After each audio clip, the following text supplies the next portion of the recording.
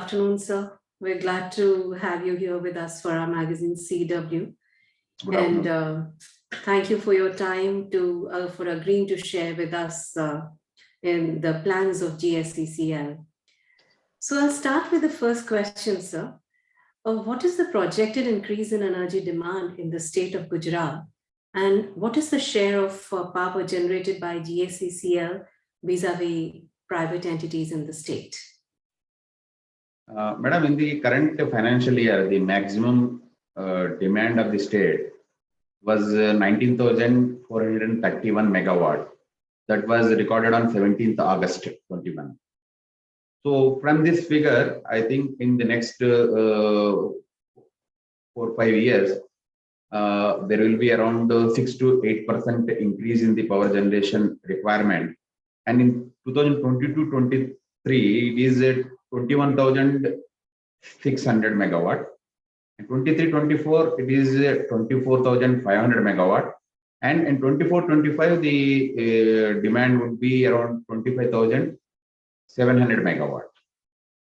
And out of this power, GSECL share in the power generation during April 21 to January 22 is 18%, whereas that of private is 20% and central sector is 47%. The maximum share on daily basis achieved by GSECL, it was 29% during the current year. However, it is dependent on multiple factors like grid dynamics, availability of cheaper power in the exchange, fuel position of IPPs, the RE generation, and the availability of transmission systems. The maximum is 29%. Okay. Yes, sir. Yes. So we can't hear. Yeah. Okay. So, given the fact that there is going to be an anticipated increase in the demand, how is GSECL preparing for the same, and how are you going about diversifying the energy mix? How much of it is going to be from thermal, then oil and gas, hydro, and other renewables? Yes, madam. GSECL is scaling up aggressive capacity addition in renewables, madam, particularly solar. GSECL is planning to install 600 megawatt in next 5 years, madam. And the company hydro plants are mostly irrigation dependent.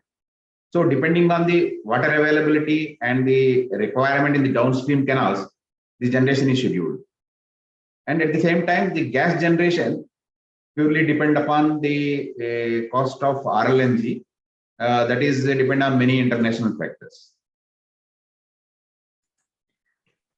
Since there is a flexibility in production, depending on the availability of fuel, like you said, for hydro and also for gas-based power plants, how do you ensure that it stays cost effective? Madam, as on date, we have already added around 200 megawatt in the solar capacity. And in the coal-based generation also, it mainly depends on the cost of fuel. Gujarat being a state not having any coal reserves, the coal has to come from either Maharashtra or Chhattisgarh. So the cost of generation is more because of the rail-fed stations. So all efforts are being taken to rationalize the coal supplies to these coal stations and reduce the cost of generation. Yes. So going forward, sir, how do you see the energy mix of GSECL? How much of it would be from conventional and renewables? And now that you're also going ahead with setting up of a hydrogen-based facility, Madam, could you share some insights? Yes, madam. As I already told, we are going to add around 6,000 megawatt capacity in next 5 years. So that is almost double the existing capacity. So by the end of 5 years, our renewable capacity will be almost equal to the conventional capacity. So what I am expecting is that from out of GSECL generation, around 25 to 30% generation will be from RE sources, and the balance will be from coal, gas, lignite, and hydro. Of course, as I already told, the generation from gas sources, gas power plants, that mainly depends upon the international gas prices. Right, sir. Right, sir. So tell us about some of the key projects that GSECL is currently working on, and what are the different stages at which they are presently? Madam, seeing the importance of the RE projects and in line with the vision of Honorable Prime Minister, Gujarat is the first state to start a scheme of solar projects in wastelands. The construction of around 2,500 megawatt solar capacity in government wastelands near the substations. That activity is actively going on, and in this government is giving 50% capital support also. That's why the cost of generation is also very less. And also the main advantage of this scheme is it is near the substations. That's why the transmission and distribution losses are almost zero. And this is the first time in the country a state government has come up with such type of scheme. So under this scheme, we are already working in 18 projects across Gujarat, and we are targeting for completion of 2,500 megawatt in next 1 or 2 years. Second, madam, we are around 200 megawatt solar capacity. We are adding at Raganisda Solar Park. That will be completed by March 22. And most important one is 3,325 megawatt solar PV project at Khavda. This was inaugurated by Honorable Prime Minister last year, and the works are going on. The approach road works all are going on. So we are targeting to complete this 3,325 megawatt in next 5 years. Other than this, madam, I am happy to communicate that Gujarat has become the first state in the country to award solar plant with battery storage. We awarded battery energy storage system along with solar generating plant at one of our Kutch lignite thermal power station of 35 megawatt capacity and 57 megawatt hour storage. So, given the fact that there are different sources of energy that you are using to produce the power, how are you collaborating with power distribution companies to address the challenges to offer uninterrupted power supplies without any fluctuations, and above all, still stay viable? Madam, actually, we are in regular consultation with our parent GUVNL and all other DISCOMs, and we maintain seamless communication with our DISCOMs as well as GUVNL and SLDC. So we continuously review the planned maintenance activities requirement of thermal power stations based on the demand pattern in consultation with the DISCOMs, GUVNL and SLDC. And based on the wind energy generation forecast, solar energy generation forecast, transmission constraints, and extended planned outages for other IPPs, taking all these factors into consideration, the planned maintenance activities of GSECL plants are planned so that they match with the grid requirement. And to meet the requirement of grid, we are even starting and stopping the unit several times to maintain the grid stability. Also, madam, our units are designed for low load operation of around 65 to 70%. But to avoid start-stops, we are operating the units at much below that capacity, around 120 megawatt, 130 megawatt, so that the start-stops are avoided. So we are maintaining a seamless communication with the SLDC, GUVNL, and DISCOMs to ensure that the grid stability is maintained and energy requirement is met. So, sir, coming to the most important topic that is in discussion about the pledge taken by Honorable Prime Minister during COP26 to reduce the gas emissions and also realize the long-term goal to reach net zero by 2070. What are the plans that GSECL is working on presently? How are you building the roadmap? What are the short-term and long-term goals that you have set for yourself? And how do you plan to implement those? So if you could share some light on that. Yes, madam. In line with the pledge taken by Honorable Prime Minister during COP26 at Glasgow to reduce gas emissions by 1 billion tons and to become net zero at 2070, we are having two-pronged strategy, madam. One is to improve the energy efficiency of existing thermal power stations so that the carbon emissions gets reduced.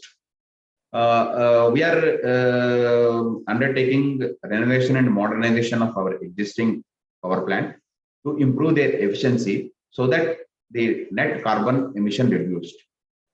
Gujarat showed the way to the country in renovating and modernizing two of its 210 megawatt units successfully, reducing the generation cost by almost 50 paisa.